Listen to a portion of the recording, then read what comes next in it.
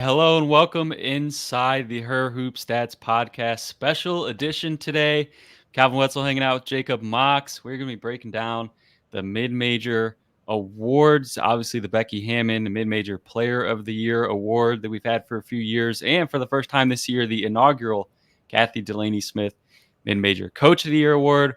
We'll get into some of the players on those lists who maybe are some people to keep an eye on the list or off the list, what Jacob's process was like in terms of selecting the watch list. But first off, Jacob, we're less than a week away from college basketball. How are you feeling? I'm feeling really good. Got a bit of obviously the typical buffer between WNBA season and college season. I'm definitely much more of a college fan, so yeah, getting really excited to have just unhealthy amounts of mid-major basketball to watch over the next 6 months. This is why we get along. I'm going to be doing the same. I feel like that buffer is so much shorter this year because last year we had the World Cup, so the WNBA ended a little bit Yeah, earlier, and I feel like I was waiting. I mean, we did have the World Cup to watch, but between WNBA and college season, I was waiting like over a month for college season, and now it's like the finals ended. Only got to wait a couple weeks, and it's already here. So it's a great time yeah, of year. Jacob, let's talk about these awards. Let's start with the Hammond Award because that watch list came out a week ago or so, and we have had that for. Is this year 4? Is that right of this award? this is year 5 actually. Year 5. Wow, it's Yeah, time is flying. Okay. yeah. Year 5.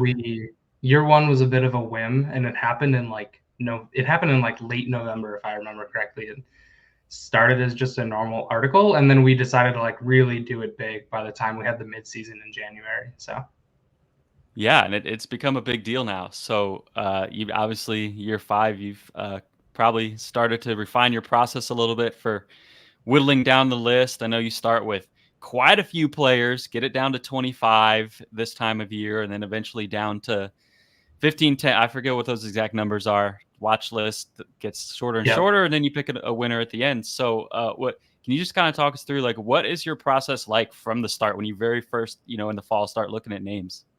yeah. I mean, honestly, it's compared to some of the other awards. I know a couple people at her hoop stats are on some of the positional awards for hoop hall. Um, it's really nice that we don't have to worry about position or anything like that. It's very simple for the most part. I go into our data and I'd say, give me these 26 conferences and just show me everyone. And then I started to put in place some obvious benchmarks. Like most of the time, we're not going to have anyone who's scoring single digit points unless they're crazy at like stuffing other areas of the box score. Um, it's going to be very rare for someone with a negative win shares, for example. So we do some of the easy cuts, and then from there we usually get down to a list of in the hundreds, and then from there it's scanning through, picking out the obvious names, filtering out kind of the lower end at each stage until we have basically about 50-ish names. And from there, this being the 5th year, there's now kind of a stable of people that we go to. People at Her Hoop Stats, people who used to be at Her Hoop Stats, people who are coaches, analysts, as many people as we can really get in touch with. And we just ask for input, whether that's, hey, can you split these into 2 groups and make cuts a little bit easier? Or can you rank these 5 players? Asking people who have very specific conference knowledge about how do you rank these players in your conference specifically, and just really trying to get as many viewpoints as possible and use that to help ensure that we're considering as many people as possible and not just going and sorting by points and picking the top 20 players. The last couple of years, I'd say, have been a longer process, both because, well, I guess largely because of the transfer portal and for 2 reasons. One, you have players who are just obviously transferring across the mid majors, maybe going out from mid majors to a high major. We had one player this year who went from high major to mid major in Diamond Johnson at Norfolk State. And all that transferring makes it difficult, I guess, and then paired with the 5th year COVID eligibility makes it difficult to keep track of who's where. It adds a little bit more of a manual process. But And then also just the number of people who transfer out of the mid majors and who, I guess after this year, we'll have a wave of people, because we'll have both people who are using their fifth year that started in that 2020 season, and then also people who had their fourth year who started the year after.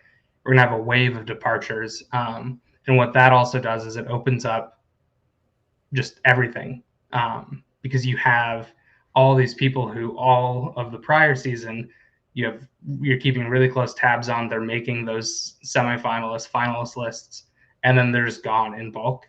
So then you have a more wide open playing field, and it makes it more fun. And it means that you're kind of not exactly like calling more shots, but the range of like ceiling and floor for some of these players is way different than in past years, which makes it a lot more fun, but a lot more difficult.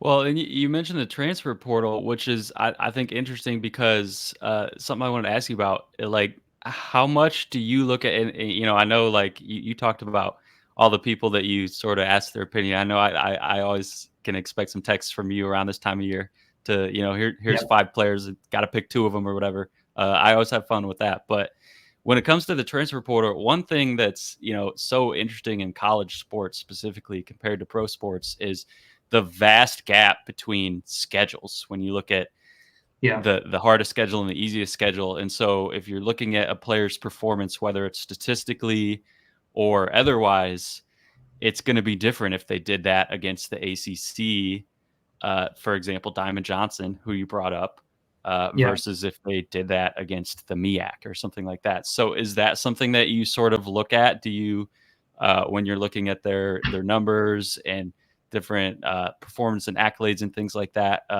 kind of take that into account? Yeah, absolutely. I mean, even within the mid majors, there's such a wide range, and sometimes there might be a 20-point scorer, but they're doing it in a conference where we know they're not playing a lot of, maybe they're playing one or two top 100 teams, but they're not playing them every single night the way that like a player in the MVC or in the West Coast Conference who's maybe having to go up against a juggernaut in Gonzaga. It definitely shifts the scales a little bit, and we definitely do take that into account. And it's hard to pin down exactly how. I know last year in the preseason, she's now become like very obviously one of the key contributors for Gonzaga. But Brenna Maxwell, who transferred from Utah, she had a diminished role at Utah, and it's really hard to project out how that transition is going to occur. I'd say this year with Diamond Johnson, it was an easier decision because even her numbers at NC State and in the ACC were much more like they were much more obvious. Like that's a player who's going to have great stats also in the MEAC because she just had them already in the ACC. Whereas sometimes with the Brenna Maxwell who's maybe playing 10, 15 minutes a game, it's harder to kind of project that out. And the nice thing about being, or not being like entirely stats based, but starting from the perspective of stats and having this database at our disposal is we don't ever have to worry about like, oh, if we mark someone as like 26 and they just missed the list, like, oh, we're gonna like have a hard time putting that player on the mid-season list. We have a lot of turnover every single, like, especially from preseason to mid-season, because we just have more data than we had before, and we're not afraid to say like, okay, we didn't project this, but they're clearly deserving. And I think not all awards lists are that way, and some of them, like I said before, where it's if it's by position, it's harder to do that and to like have all that data at your fingertips.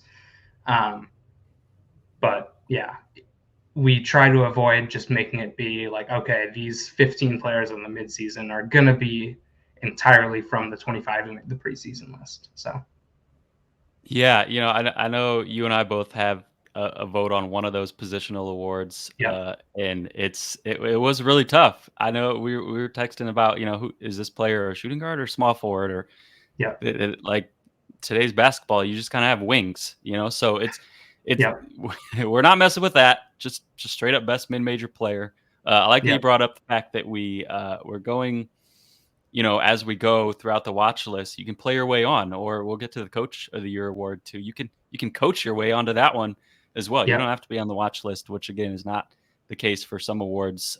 So everyone's eligible for every list. Doesn't matter if you were on a previous one. Let's get to the players now. We've kind of dangled this long enough. I'm going to put this up. If you're watching this, if you're on Apple, sorry, I'm probably not going to read all 25 of these names because that'll take a really long time. But if you're on YouTube, we got the list up here. In terms of a few names, though, Jacob, let's start maybe I know you don't really rank these 1 to 25. Obviously, these are in alphabetical order by school, I believe is what we have here, right? Yeah, that's right. But who are some players that you look at as maybe someone that you think could be a favorite, and someone that you would be keeping your eye on the most to kind of continue to be on those watch lists and eventually maybe take it in April? Yeah, I mean, I'd say if you want to think about this as like bang for your buck in terms of keeping an eye on these players, you can't go wrong watching Gonzaga this year. They're the first team that's ever had 3 players on any of our watch lists. And for people who aren't able to see what the list is, they've got Yvonne Ejim, who was a finalist last season, Berna Maxwell, who I believe was a semifinalist last season, and then Kaylin Truong. I believe Kaylin was on the preseason or the midseason list, potentially not even last year, but the year before, if I'm remembering correctly. But that trio is going to be really fun to watch. I think I'd go out on a limb and say they're far and away the best mid-major team in the country this year. I know maybe like Quenisha Lockett and Toledo would have something to say about that. Obviously, they're also great, but I think just the massive number of players that they have that are great. And like even beyond these 3, there's Kaylee Truong, Kaylin's twin sister, who is coming back. I believe she only played 10 games last year. She was very limited in the minutes when she did come back, coming back from an injury. Yeah, I mean, definitely just given how many great players they have, like odds are one of them is going to be a finalist, especially with Ejim having been a finalist last season. In terms of other kind of definitely players to keep an eye on, we already talked about Diamond Johnson, Star Jacobs in the SWAC. She actually played at UT Arlington last year, transferred to Arkansas Pine Bluff. She does a lot. I believe she was top 5, maybe even the leader in steals per game last year. I don't remember exactly where she ranked, but she ranked very high. She had 3 steals per game, and will very likely put up similar numbers at Pine Bluff. McKenna Hofschild at Colorado State, the alma mater of the namesakes of the award's namesake. She puts up just crazy combinations of scoring and assists, and she does it with just very few turnovers. Her turnover numbers did tick up in the back half of last season, and most likely that kind of held her back from being a finals, but she was very close to being one of the 5 finalists last season. She's definitely someone to keep an eye on. Have a duo of Ivy League players in Abby Sue and Kaylin Chen, both kind of leading. I believe that they were co-regular season champions in the Ivy League last year. Both, I believe, were returning for their last year of Ivy League eligibility before they transfer elsewhere as graduates, since frustratingly the Ivy doesn't allow graduate players. I guess having mentioned Hofschild at Colorado State, I'll also mention Desiree Young, one of the more dominant centers in college basketball. Really goes under the radar, was a really, really crucial piece of a UNLV team that won 30 games last year. And honestly, that's part of the reason that their head coach, Lindy LaRock, is on our Coach of the Year watch list. So we'll talk about that later. Yeah, I mean, there's just so many great players. I'd say there were probably in the ballpark of like 20 players that didn't make this list that if the list was longer or if we wanted to be a little bit more like calling our shots, there were plenty of great options. It was a really tough year. But yeah, let me scan through the list. I believe Caitlin Young at Murray State was a believe she was a finalist 2 years ago and a semifinalist last year, or she may have also been a finalist last year. But she's someone to watch. It'll be her second year in the Missouri Valley after previously being in the OVC. She held up pretty well. So, last year was not was actually not named the preseason MVC Player of the Year, which I was a little bit surprised by. I know, Calvin, you and I discussed this, about how sometimes voters go the way where like, oh, the best player has to have the best, or the best team has to have the best player in the conference. So, and so that ends up being this year UNI in the preseason poll. So actually, we have a different UNI player on this list in Maya McDermott. And then, yeah, I know I just like rambled through like 11 of the 25 names. Stop me if you want to jump in.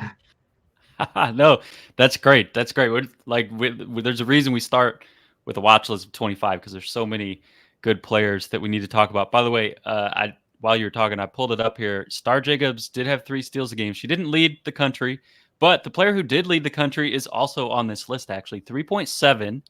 Do you know? Actually, I'm going to put you to the test. Do you know? That's going to be Nicera Pryor, I would guess. You got it. Nailed it. Yep. Yeah. From Sacred Heart. 3.7. She's special. She's, I think, 5'3". I think that there were 2 players on this list, and probably 2 players in all of college basketball, men or women, who could put up a quadruple double, and she's one of them, especially with those steals totals. The other player being Megan McConnell, who has a extensive basketball lineage. I believe her aunt is Susie McConnell-Serio, among other players. I think her brother is TJ McConnell, the former or maybe even current NBA player. But she was one of 2 players behind only Caitlin Clark to put up 2 triple doubles last year, and she has the capability of getting to those 10 steals if things go exactly right. And I think, just definitely stuffs the stat sheet in a way that like her and Pryor are really like 2 of the only players in college basketball that do it, and they're a lot of fun to watch. And she's 5'3", like you said. So yes. I feel like I have to ask you about this take that you had with me the other day, because I actually like it a lot, about players who are that short. What for our listeners? What's your hot take here? So essentially, and I don't quite have the data to fully back it up. I'm working on getting it, and we'll see what comes of that. But my hunch is that if a coach wanted to like moneyball their way to success in the mid-majors, just go after at least a couple. You can't build a team out of 5'3" players, but definitely look into the players who are shorter, who maybe are getting overlooked by a high major program. I'm thinking specifically on this list, like you mentioned, Nicera Pryor, McKenna Hofschild, Lauren Park Lane, who I guess she was at Seton Hall and is now at Mississippi State. So we wouldn't consider the Big East mid-major, but Seton Hall specifically isn't like a blue blood program. And I think what I'm expecting to find is that on like a inch per inch basis, you would expect, I'm expecting to see that some of the more valuable players in the country are these players who just aren't getting the shot to get recruited and go play at like South Carolina or Iowa or UConn. I know like UConn and South Carolina specifically are among the tallest teams in the country, and some of that comes down to who they're playing, and the other teams they're playing are so tall, and you kind of have to keep up a little bit. But I do think there's just it's like a market inefficiency as these high major teams just aren't pulling the trigger, at least until they see it.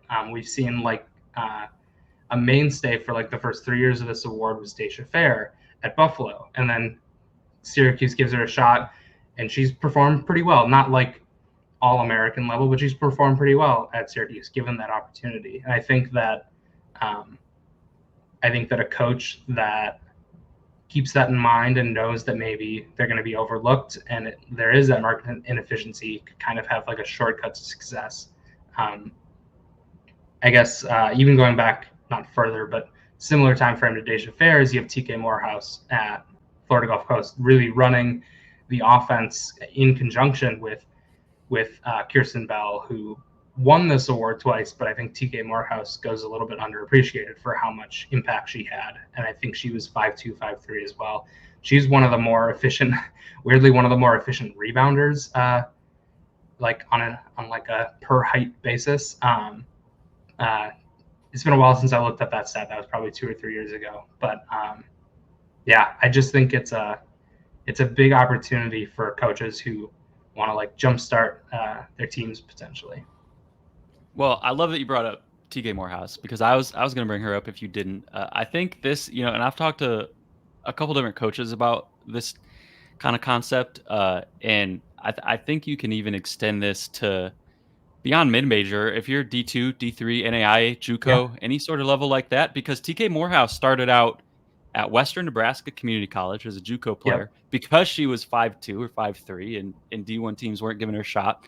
And it was a few years ago now. I think I talked to some different coaches and former JUCO players, including TK, for Mm-hmm. this article about junior college, kind of that route that people take and how it's sort of overlooked. And one of the coaches basically brought that up, that idea. And this coach too, shout out Hannah Hayden, who's an amazing coach, was at JUCO at the time, now is at D2, played herself at 3 different levels. I want to say it was JUCO, NAIA, in Division 1. Maybe it was JUCO Division 2 and Division 1 throughout her career, whatever it was. She was also like 5'4" point guard, 5'3", 5'4", 5'5", in that range. And she eventually made her way up to D1 as a player at Western Carolina, but she wasn't able to start D1 for that reason. And so she, having done that path herself, she knows that kind of cheat code that you talked about, like that she can look for these players. So she's able to find, some of these players who are overlooked because of their height as well, which was really able to help her develop a successful JUCO program at Moberly, where she was up until a few months ago. And TK Morehouse, same thing. You see it when we talk about players who kind of use that, have to prove it because they're too short. We can go back to Division 1. I think a player who was on some of our lists recently in the past couple of years, Destiny Wells. She was on Yep. some of our lists, right? At Yep. Belmont. And Bart Brooks is another one who I talked to, who said the same thing. Who said, I asked him, like, how are you able to have all the success at a mid-major level? He said, well, we look for kids who are kind of overlooked, but they got a chip on their shoulder, and Destiny was one of those recruits. So they brought her in. She had a lot of success at Belmont and parlayed that into the opportunity to play in not only a power conference, but a really high level power conference in Tennessee. So And it's sometimes, specifically Tennessee, I was going to say specifically Tennessee playing in the SEC, which is one of the taller conferences in the sport. yeah, you're going against Camila Cardoso at South Carolina, who's 6'7". I can't wait to see that matchup. But it really is just a testament, I think, that you see these players who go to these levels such as JUCO or Division 2 or mid-major. They're 5'3", whatever they are. They prove that they do have the talent, and then they make it to a higher level, which I think is a great aspect of the transfer portal, is that players like that can work their way up and get that opportunity that they weren't given out of high school when maybe they should have been. So it's a great point by you. And probably I don't know if you've done this. I haven't looked at the average height of the 25 players on this list, but I'll bet you could look at it and that trend would probably show up. Yep. So that's a great point. Before we get on to the coach award, I did want to ask you about some of the players not on the list, who maybe we should keep an eye on, who you think have a chance to play their way onto. By the way, can you remind me, what are the exact numbers and timeframes for the next several watch lists?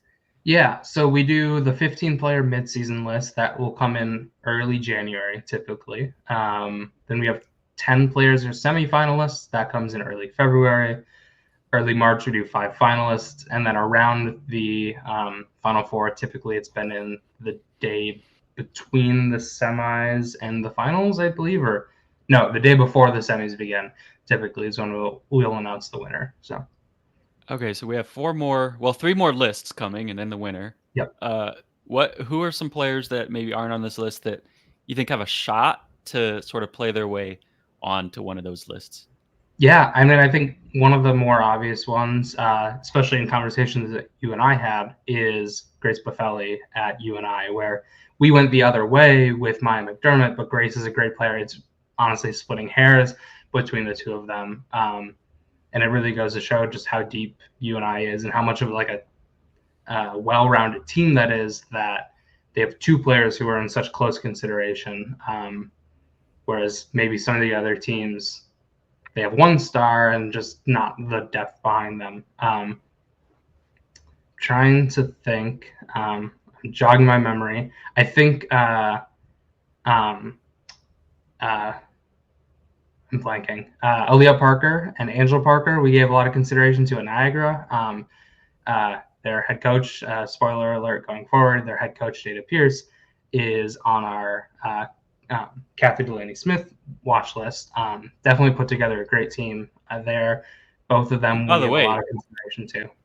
And by the way, both of those are also on this list that I pulled up earlier with the players who averaged more than 3 steals per game when we were talking about Jacobs and Pryor. Both the Parkers are on that list as well. 3.1 for Angel, 3.7 for Aaliyah. Aaliyah was second in the nation in steals per game. J.C. Sheldon was third, by the way, to give you some context where how good Pryor and Parker were in that category. Yeah, and I mean that's J.C. Sheldon running out of a trap, and I don't believe Niagara runs like a constant trap the way Ohio State tends to. So yeah, which just makes it that much more impressive. So definitely some players to keep an eye on. Is there anyone else that you had that you haven't mentioned? Or I'm pulling up my prep list to kind of refresh my memory on people who came close. I'm sure this is great listening for people. Another great player who was very close was Adriana Smith at Maine. Great defensive player, scores and rebounds in volume and pretty good efficiency as well. Unfortunately I've lost most of the history of what I've moved around and all the cuts that have happened. But yeah, there's just so many great players. Like I said, I think we were probably like 35, 45 deep at one point, making like real tough decisions. And it's not often that those hard decisions are coming that far back. Typically it's in the 30 to like in the low 30s is where that kind of obvious cutoff tends to be. And this year it was much more deep. Yeah. So would you say that this year, you, like we said, this is your 5th time doing it. Would you say this year was harder in terms of the preseason watch list than some previous years? Definitely. I think just the continued expansion of the transfer portal, as great as it is, as someone who is always kind of like pro player freedoms, it definitely makes it marginally harder on my end, which, you live with it. I'd say this is definitely the hardest year. Probably the hardest year since the first year where we were really finding our footing and kind of flying by the seat of our pants a little bit, and didn't really have the system kind of figured out fully.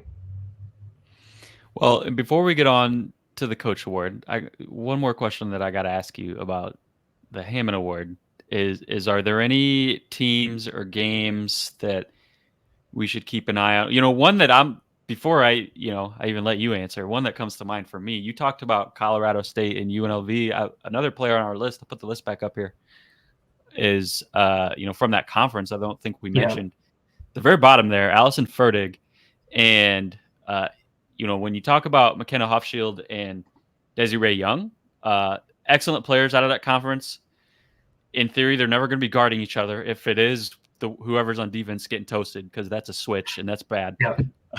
But Allison Fertig and Desiree Young are going to be battling in the post, guarding each other a lot. And though I believe they play each other twice, Wyoming and UNLV, obviously at least once, maybe 3 times. They get to the, if they play in the conference tournament. So for me, that's a battle that I'm looking at, how those two play against each other in the Mountain West. That's the conference, right? Yeah, Mountain West. Are there any that you're keeping your eye on? Matchups between any of these two, or matchups that could sort of influence this award? Yeah, I mean, seeing who wins the battle between Abby Sue and Caitlin Chen will be very interesting. I'm really excited to just watch the Ivy League in general this year. They're every the top kind of 3 or 4 teams are looking really good. Harvard is kind of on the rise and hanging around. They lost a couple players to transfers, but still looking pretty good. Obviously, there's the 3 players in the MVC between Katie Danabir at Drake, Maya McDermott at UNI, and and Caitlin Young at Murray State. I think all of those matchups will be great. I know Maya McDermott kind of ripped the heart out of Drake a couple times. I think she had 2 buzzer beaters in 3 matchups last year. So seeing if she kind of continues to be a Drake killer will be interesting going forward. Yeah, I mean, I'm not remembering any major kind of cross-conference matchups. I think if I remember right, I think I have it pulled up. Okay, Gonzaga. Gonzaga's schedule is crazy. So aside from their conference or their Power 5 opponents in Washington State, Alabama, Louisville, Stanford, Cal, and Arizona, they also have a conference schedule where they'll get to go up against Santa Clara twice. Santa Clara, one of the players that did miss the cut, but was in kind of that 25 to 30 range, was Tessa Heel. She's interesting. I need to see a little bit more, and that's in the end why she didn't quite make the cut. But if she can show out against a very stacked Gonzaga team, there's a path to her having success and showing up on some of these watch lists later in the year. And then also in the non-conference, Gonzaga will be facing Toledo and South Dakota State, 2 of the more recent, I guess South Dakota State going back decades, mid-major powerhouses. So those matchups will all be great to watch. And even aside from this award, just as a fan, we're going to be tuned in. Fantastic matchups across the board. All right, let's talk about the Kathy Delaney-Smith Award. First year that we're having it, the inaugural award going to be given out this year. Just today, as we are recording on Wednesday, I think we're putting this out Thursday. So yesterday, when you're listening, the watch list was released. We have 20 names on that watch list as opposed to 25. So how was this process, Jacob? Maybe this same or different than the player award process has been? It's well, for one, there's no just like real easy stats. Like we could go and I was able to query like record in close games, record against top 100 opponents, but some of those are opportunity. Like maybe a coach is coaching their team so well that they're beating everyone by 25, or they're South Dakota State and people are getting wary of scheduling them if you're a high major, and then they're not able to find as many of those kind of test games against some of those teams that'll build like really help you build your resume. And then also there's just so many factors, just given there aren't stats to kind of cement everything and to ground everything. There are so many things that as a fan, even a fan who watches a lot of major basketball, you're not able to watch 100 hours of game film of every single coach, or even among these 20 coaches who we've kind of selected as like standing out above and being more intriguing over this next season. It's harder to keep track of it with those lack of stats. So you're getting into more nebulous things like X's and O's, which for those you kind of have to go to people who are watching them very, very closely. You get into recruiting, which is hard because there's not a lot of coverage to like. There are obviously some recruits that are very high ranking that go to mid majors, but there's less. And as a result, there just isn't the same comprehensive coverage of saying like, oh, team X has the like 50th ranked recruiting class in the country out of 360, and everyone above them is a Power 5 or something along those lines. It just makes it more difficult. So this one kind of following the same structure of there's a lot of benefit of wide outreach, a lot of different perspectives. Like I said before, writers, analysts, coaches, assistant coaches, and just getting as many opinions as we could and kind of weighing them all together. And then there's also the balance of someone who's been doing it for a long time, and that would be like an Aaron Johnson, who's been there for, I think, 20 years, and 16 of them have been, 16 of them have been since they moved to Division One. Similarly, Carl Smesko at Florida Gulf Coast, who's they're constantly putting up 25-win seasons, and they're reaching 30-win seasons from time to time, and he's also been there since they were in D2. And then you balance that with a coach like Lindy LaRock at UNLV, who's slowly built up, I believe, over the last 4 seasons or maybe 3 seasons, if I'm remembering correctly. And now they're a 30-win team, and they weren't that a decade ago. Similarly, you have Megan Griffith at Columbia, who's competing against a very strong Princeton team that's been just a stalwart in the Ivy League. And to get your first win against them, I think, in 27 tries, and to get your first share of the conference regular season title, it's the kind of clear growth that we've seen over 4, 5, 6 years, however many years these coaches have all been there. Sometimes it's a 1-year turnaround, like Brenda Mock Brown at Eastern Tennessee, where they had one of the largest turnarounds just ever in women's college basketball. They improved by 19 games. They had the largest turnaround in her hoop stats rating kind of from year to year, behind only Illinois and Butler last year. So there's just a lot of ways to arrive at a conclusion that this coach is doing something great, and it can be longevity, it can be immediate results, and it's hard to really like balance that. And we'll dial it in, obviously, over time. Eventually we'll be 5 years in on this award, and it'll become a much simpler process, and we'll kind of have standards put in place. But this year it's kind of feeling out a lot of the,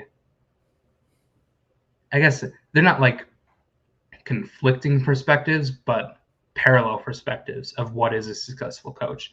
And there are some names that we pulled that might be surprising to people, but we're giving coaches credit for if they're putting up pretty good numbers, but they're doing it under difficult circumstances. Whether it's just like a real like not optimal job to be holding, and it's hard to win somewhere that presents unique circumstances, like Chris Gobrecht at Air Force. It's unique recruiting at a service academy, and to have the success that they've had is can go under the radar at times. You have coaches like Chelsea Banbury at High Point, where she's a Carl Smesko disciple. I think one of the few in his coaching tree that are out there. She played and coached under him. I believe coached for like 9 years, obviously played for 4 years under him, and has implemented basically the reigning threes offense that FGCU is now so known for, and has had success in High Point, and has kind of drawn interesting talent, including players that were close to consideration, that players that have been on previous watch lists, and really like made it work with a system somewhere where maybe it's a little bit harder to recruit. Similarly, Niagara and Jada Pierce, they have had a huge rise, and you might look at their record and say like, okay, they're not like winning 30 games, but Niagara is not a great place to win, and they're doing it regardless. And obviously some of that and some of the balance is how much of that is the players, and the coaches got the players there. And so there's a push and pull there. But yeah, there's just so many ways to look at it. And it was kind of eye-opening to get insight from coaches and assistant coaches saying like, maybe this player or this coach, and even if we didn't include them on the list, like look at this coach. They really know their stuff. They're just like a savant at X's and O's. And maybe they won 15 games last year, but I wouldn't be surprised if they won 25 and won their conference this year. So, yeah, definitely just opening up tons and tons of different ways to look at the game. Well, and one thing we should talk about, I think, is kind of how those different ways to look at it, those parallel viewpoints, as you call them, might shift throughout the season and future watch lists. But again, I should know this stuff off the top of my head. I dropped the ball and I don't. But can you remind me again on this one as well? It's a little bit different in terms of the timeline and the number that we cut down on the watch list, right? Yeah. So just because we don't anticipate as much like swings between early and like end of the conference season, we've essentially cut out the I forget which one exactly or like which date we cut out, but and I can just read what we have. So we're starting with a lower number, starting with that 20. We're going to go to a 10-person midseason list instead of 15. That'll still be in January, like the Players Award. And then we skip the semifinalists, go right to 5 finalists, and that'll be in March. So there will be no February update, just since at that point there's been like 9 extra games played, and what have we learned? We probably haven't learned that much more about a coach, even if we maybe have learned a lot more about a specific player. And then following the Hammon Award, we'll do the announcement of the winner around the Final Four as well. So that'll remain the same. And I think kind of what you're getting at is the longer the season goes on, the more weight likely will be given to a team that has had a massive breakout. As an example, earlier in the year, last year, we probably wouldn't have had Brenda Mock-Brown on our watch list, but we would have been certain to have her very high on the watch list after pulling off a 19-game turnaround.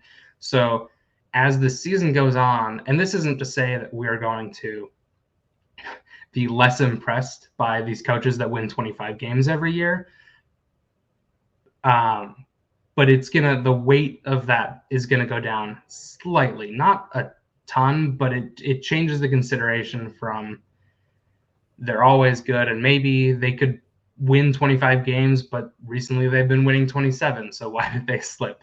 And that's maybe not the most generous way to think about it, but there will be a little bit of that later in the season for sure. It is the mid-major coach of the year. It's not the mid-major coach of the decade. So by the time we get to the end of the season, the winner is, you're right, that was the point I was sort of getting at, is the winner is going to be who has the best season in 2023-24. But right now, we obviously have no idea who's that's going to be. All we can do is look at the last several years and sort of predict who that might be and compile all of those people onto a watch list. So I do think it's a good point that would you say your process and your criteria are going to sort of evolve as the season goes on and maybe you're giving more and more weight to what someone did this particular season as opposed to giving weight to some of that longevity? Because like you said, there are coaches who have been good forever. Like you said, Carl Smesko, great example. And there are coaches who, so we talked about it when we were texting. One perspective that you can sort of look at is, okay, if you're a power conference and you have a job opening, who are you going to call?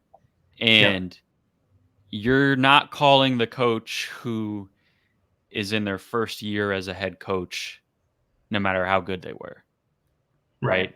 But at the same time, that coach may not be on our watch list because it's their first year as a head coach. But if they have a really amazing year as a head coach, why wouldn't we have them on our final 5 or our final 15 or whatever it is? Because that's more about what they did this year. So would you say your process is going to sort of evolve in those regards as the season's going on? Definitely. I think like Florida Gulf Coast and Carl Smesko, that isn't to say that like there's no chance. There's a pretty good chance, especially as he has an opportunity to continue to prove he's going to win no matter who he has. He's going to lose TK Morehouse and Kirsten Bell, and he's still going to win 27 games. And I think that's equally as impressive. If they slip a little bit, it's maybe a different story, but nothing I've seen would indicate that that's going to happen for FGCU. They're going to keep being FGCU.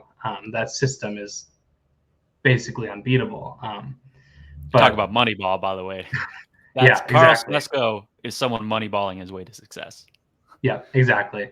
But yeah, I think, and I think one of the other kind of viewpoints that you and I discussed is balancing who do you give a job to? Like, who do you think is going to be the most successful next year after this year is over, is one thing, and that's valuable.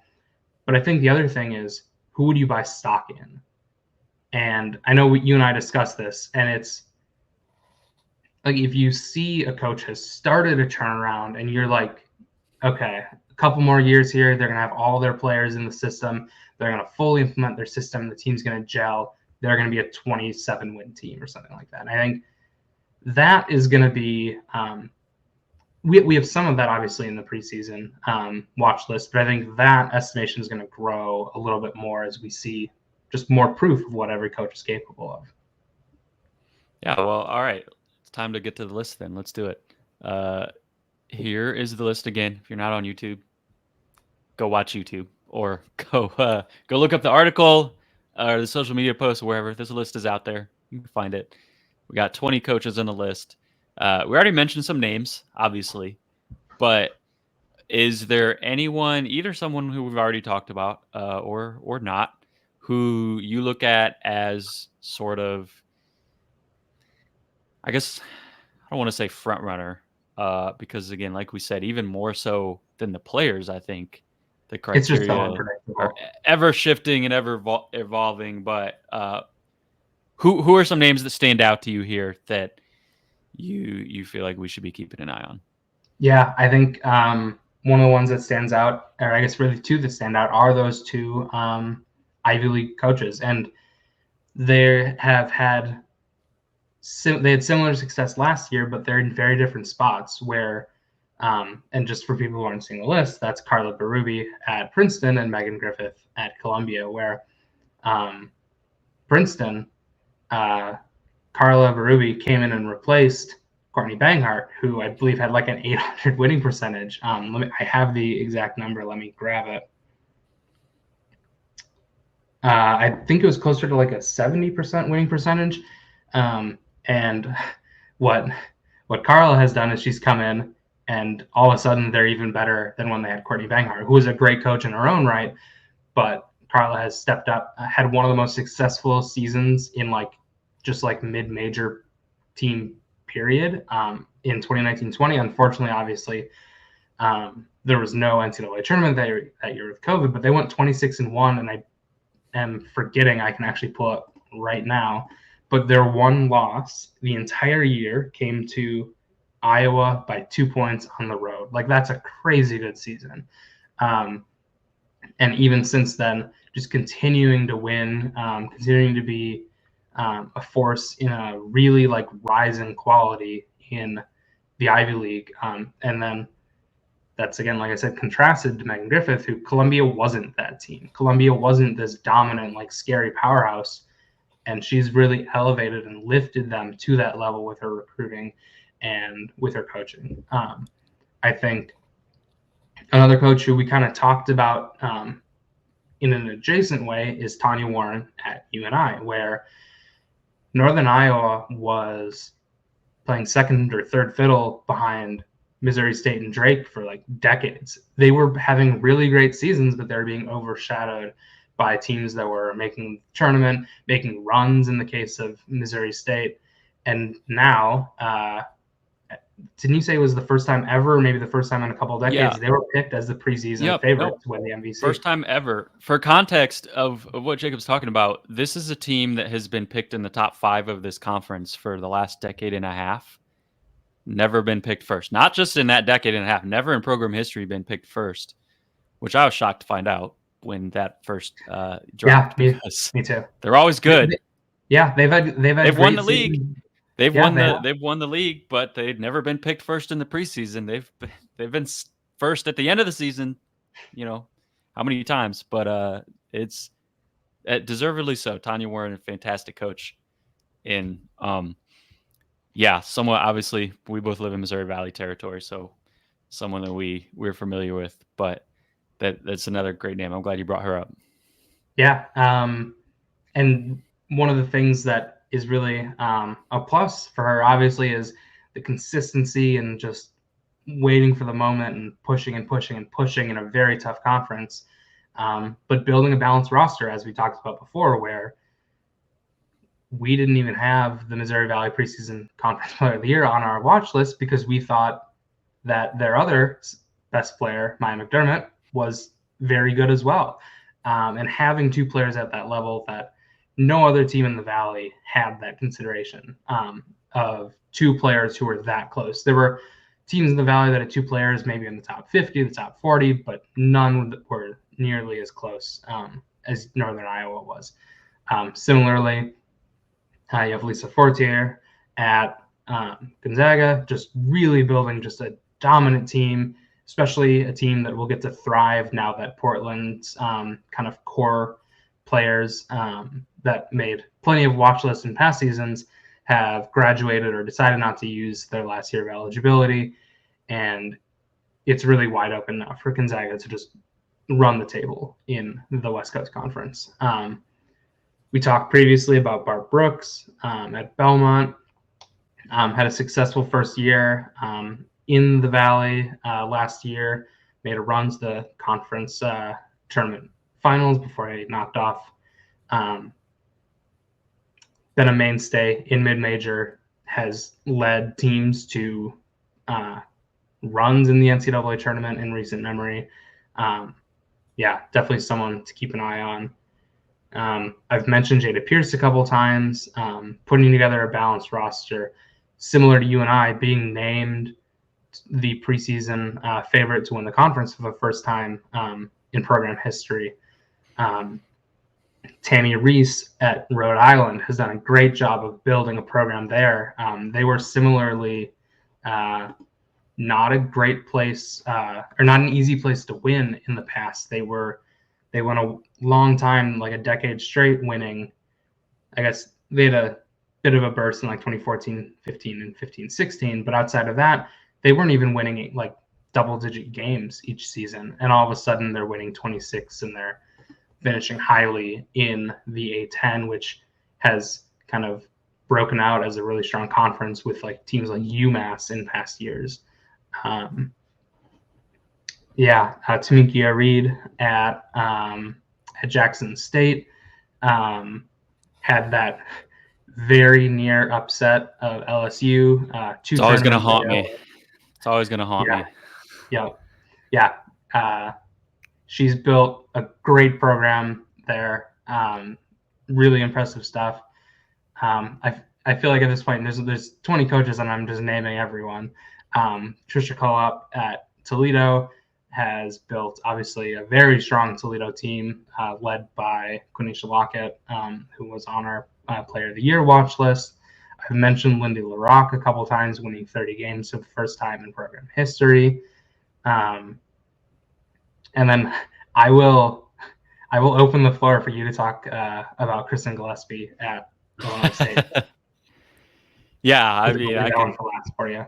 Fill this whole podcast with good things to say about Kristen Gillespie if I wanted to, on and off the court.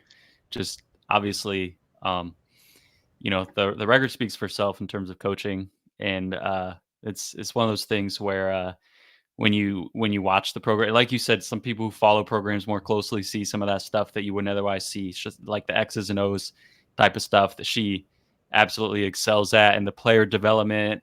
She's taken Juju Redmond from JUCO, another one of those JUCO players we talked about, to a legitimately good professional player overseas. Paige Robinson came from D2 last year, got drafted by the WNBA. There's player development success stories all over this program, and just a wonderful, wonderful human being. So someone that definitely is great to see included on this list. I also wanted to kind of talk about, I think with whether you talk about Kristen Gillespie or some of those other names that we were talking about in the Missouri Valley specifically, but also with Lisa Fortier, I think the point you brought up earlier with Carl Smesko basically sustaining this success no matter who's on the roster. You can lose a Kirsten Bell and TK Morehouse and still win 27 games. And some of these coaches we've seen that from, and some are maybe going to get one of their first really good shots to do that this year. And I think like Lisa Fortier is a great example of someone who we've seen that from last year. Basically lost, I think 4 starters and the top couple subs from the year before, and Yeah. still obviously kept the team at a really high level. Now she brings them all back, so they're primed for Yeah. even more success. But she's done that before. Bart Brooks, I think, is someone who is going to get a good chance to show if he can do that this year, because he lost Destiny Wells, who we talked about, and Madison Bartley, both going to power Mhm. conferences. And those were the 2 dominant players on that team. So someone who I really think we should be watching for how does that program look with the absence of those 2, and is he able to keep them at the same level? I think Tanya Warren has done that throughout her years. That's why UNI has always been top 5. They've lost some great Yeah. players. They lost Carly Rucker, an all-time Missouri Valley player, and then Maya McDermott, who's on our watch list and could win the Valley Player of the Year, just steps right into that spot. They don't miss a beat. So it's really, I think, telling of a coach when they can sustain that success and through recruiting, the transfer portal, and obviously high school, and also just through kind of the culture that they build, they can have that program at that same level no matter who ends up leaving the roster, graduating, transferring, how much star power they lose. So that's something that I really think we should be keeping an eye on this year. Is that something that you're looking at as the season goes on and we cut down those watch lists? Yeah, absolutely. There are, like you said, this award is so much less predictable and than the Player of the Year award, and that's saying something because there's a lot of turnover in the Player of the Year award between preseason and even midseason. So there are definitely coaches out there that we've seen how good they are, and this, like you said, is a bit of a prove it year for a coach like Bart Brooks and a coach like Kristen Gillespie. Um, yeah, and I think the nice thing about this award is that we were able to kind of spread the attention across those different types of coaches, and you know, the Aaron Johnsons at South Dakota State and Jose Fernandez at USF, where they've been doing it for decades and decades. And then there's the rising coaches, or I wouldn't even say rising, they've risen, and now it's time to see if they can sustain that success. Yeah, definitely. And that's something that, really, really excited to watch as the season goes on. Who are some names that maybe didn't make the cut, but that you think could sort of coach their way onto the list for whatever reason? I know we talked about some coaches who are maybe very early in their careers and haven't necessarily had that sustained success long enough to really be on this watch list, but coaches who, if this year looks anything like the last year or two, will definitely be in high consideration for some of those watch lists. But who are some of those names? Yeah, I mean, just based on some of the coaches, some of the analysts that I've talked to, I think names that we gave a lot of consideration to, but ultimately didn't quite make the cut. Brady Saley at Ball State has done a really good job challenging in the MAC against a deep and great Toledo team. It'll be interesting. Like, he definitely has like the potential, if they can come out and really challenge Toledo. There's a great case to be made there. Looking at some of the other responses, Ronnie Fisher at Campbell was named as someone who is an exceptional X's and O's coach, and if they're able to have success, I believe, is it their first year in the CAA this season? If I they're believe able to that have is correct. success right off the bat, that would be a great sign. There'd be a case there. Um, yeah, and then the one that we really agonized over, I think, is Ashlyn Bracey at UIC. It was a tough decision to make. She was so close. For people who don't know, UIC had, I'd argue, probably the second biggest turnaround, or maybe not the second biggest, but close. One of the largest turnarounds in Division I last year, and they did it not just like, okay, like we're still on the horizon and all of a sudden we're going to beat up on people. They did it by moving to a improved conference and moving to the MVC and still having a major increase in like win total, let alone true talent level. So I think if they can continue that upward trajectory, then later this season and heading into next season, they're definitely going to be one of the teams where we've seen enough at that point. We've seen the sustained success, and could be like one of like the rising coaches like in the country, just period, based on what she was able to do there. So No question. And I should just read off these win totals for our listeners, because this is wild when you look at this. For the last 7 seasons, 4, 6, 3, 3, 2, 2, and 19. That's how much of a jump they took. And like you said, they moved. That was in their first year in the Missouri Valley, which is a substantially tougher league. And the Horizons, not a bad mid-major league. Obviously, they got some IUPUI has taken a little bit of a step back, but they had a few good years recently.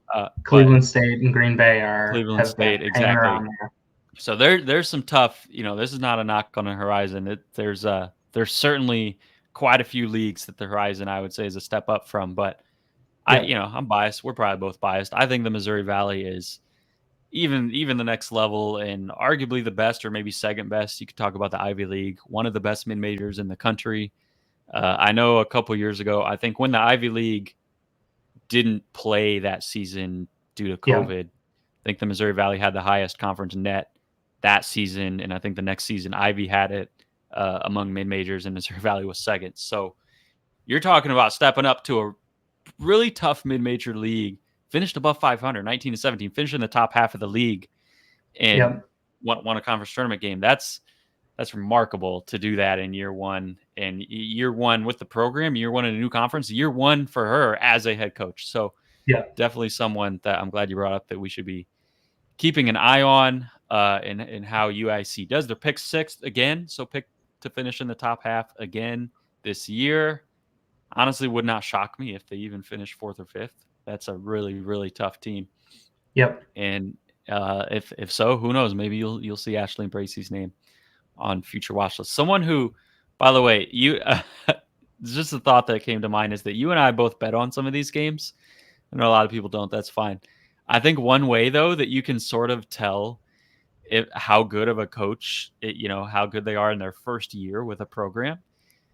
Does their team cover like every spread? Because that is something that when the sports books set these betting lines, they don't really know about these coaching changes. They had no idea that UIC had a new coach.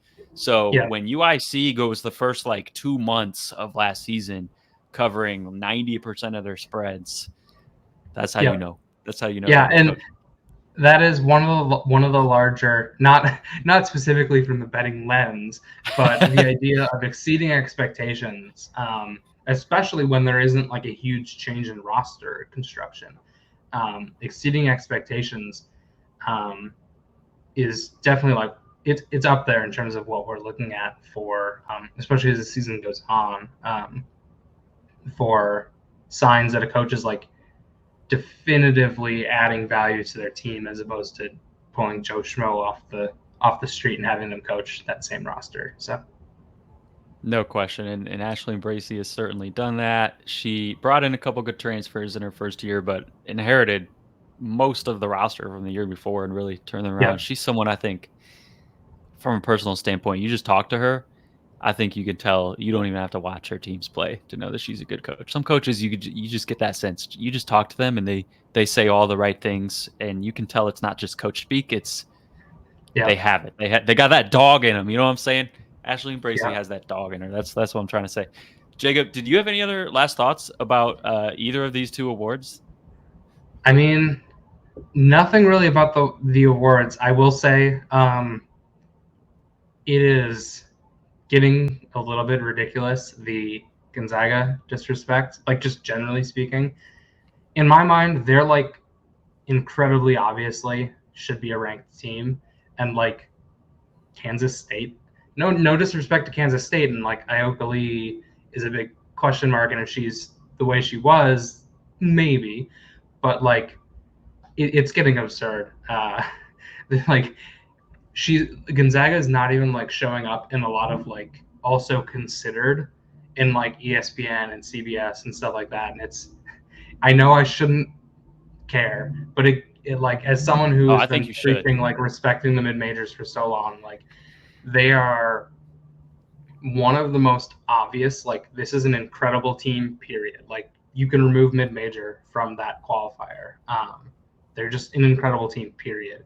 And they're gonna have chances to prove it. Like I said before, playing Stanford and Cal and Arizona and Washington State, they will have plenty of opportunities against Power 5 schools, like on, I guess not national, but a lot of Pac-12 and a lot of ESPN Plus games. Yeah, I hope the rest of the world catches up on how good they are. I think you should care. I care because anytime a mid major is getting disrespected, don't stand for that. They have proven it. They beat Tennessee last year, and they're going to prove it again. In my mind, we'll definitely say. Like you said, they're going to get a lot of chances, and actually would be very surprised if they don't win at least one of those games you listed. So I'm glad you brought that up. Gonzaga, they're going to be ranked sooner rather than later. It's travesty they're not already. Jacob, thank you for hanging out. Thank you for giving us your insights on these awards. And for our listeners, make sure to go subscribe to the newsletter, get all these updates when the watch lists drop. Follow on social media, click all those buttons, like whatever I'm supposed to say at the end of these. And thanks for hanging out.